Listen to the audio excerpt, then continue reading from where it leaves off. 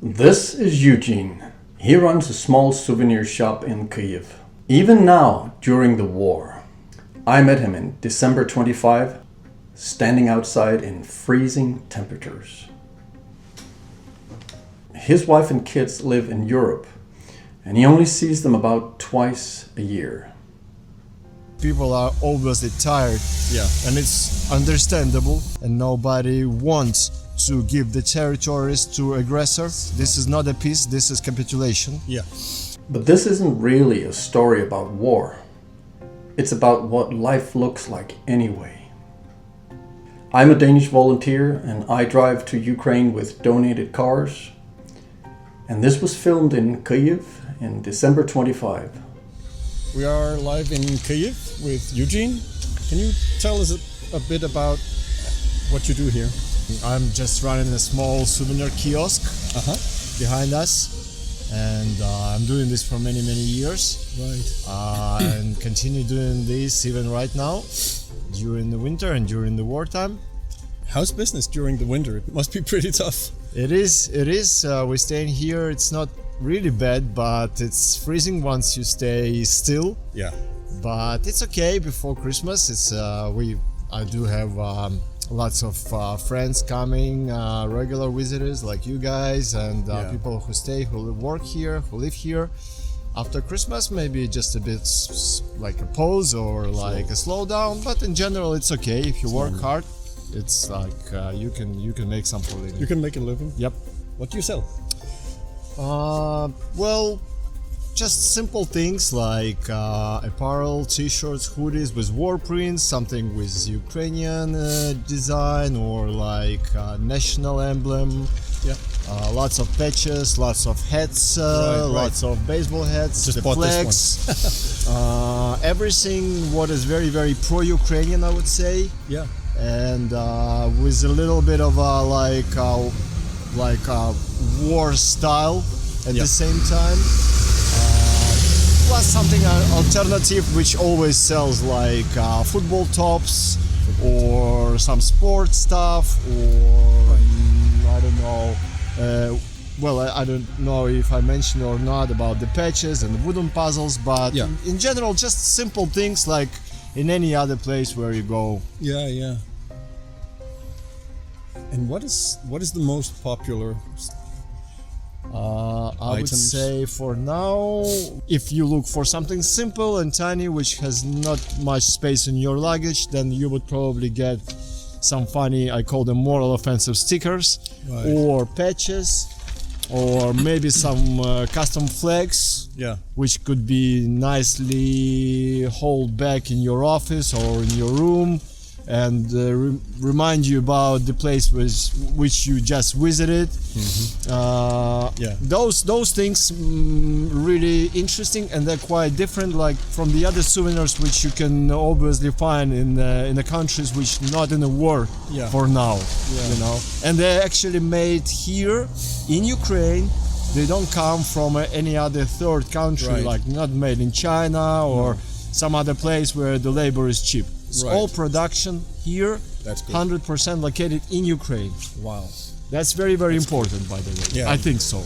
Yeah, we'll buy some stuff from you. Yep.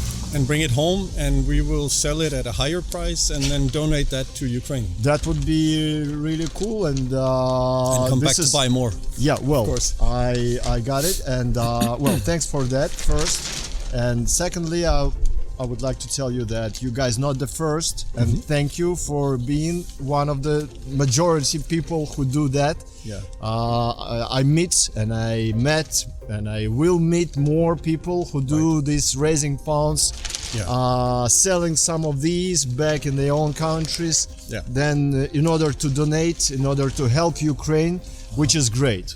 We talked about it on the way down. We are donating cars to the armed forces of Ukraine, and it's like we are so amazed at the gratitude from the Ukrainian people, because we think that we are the ones who should be thanking you. By the blood of your people, our lands are kept safe. So this is not a channel about the war, but still it affects everyday life. And it's very important to remember that we have to support you for humanity, but also for for ourselves. Absolutely truth, and let's face the truth that we here looking like you got your own targets, we got our own targets, we mind our own business, but of course if Ukraine fell down, nobody in Europe will be no more safe. No, so this is not just words, this is literally 100% truth. Yes. Because I'm absolutely sure that Russians will never stop on the border of Ukraine and Polish, let's say that, or they will go as far as they would be allowed to go, and or as far as they think they can go. Absolutely. So nobody is safe.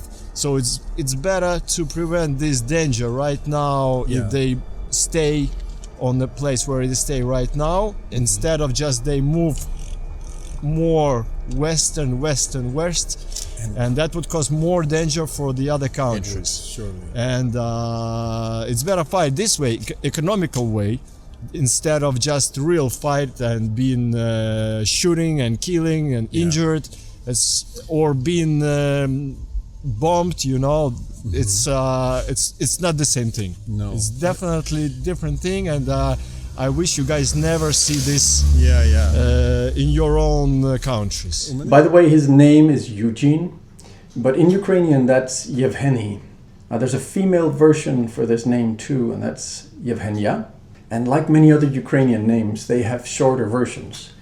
And for these two names, it's actually the same for men and women. So Yevgeny and Yevgenia both becomes Zhenya. I have a question. How, in your opinion, is the mood here about everything? Well, people obviously are tired of war. Yeah. Which is understandable, because sometimes many people compare this present war with Finnish war back in late of 30s of the 20th century.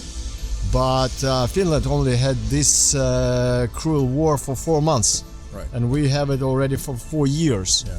So obviously, we have problems with motivation, because people are obviously tired.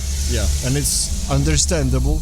But in general, I don't think that something changes in order to be looking at the situations from Ukrainians to looking at that war things. No. Nobody would like, and nobody will, and nobody wants to give the territories to aggressor. No. Nobody wants that kind of a peace. This is not a peace. This is capitulation. Yeah. And this is a very important message, because many people in the West think that maybe you are tired and maybe you just want to give up. Yeah, of course we are tired. It's not very comfortable when you hear all the time drones above your head in night time. You don't sleep.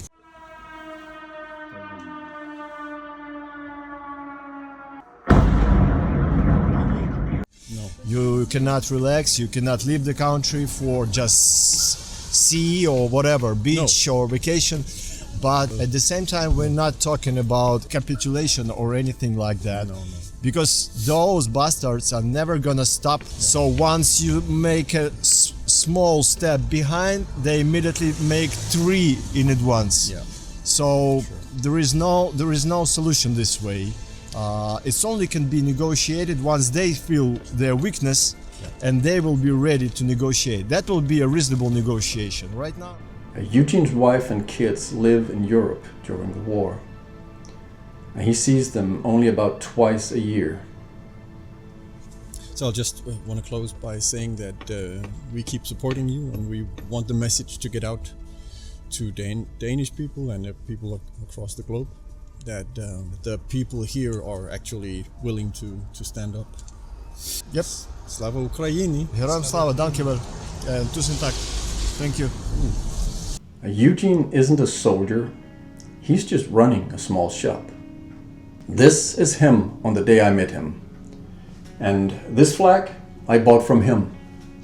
And now it's hanging here. But for him, this is still everyday life. Tell me in the comments below, what would you do in his place?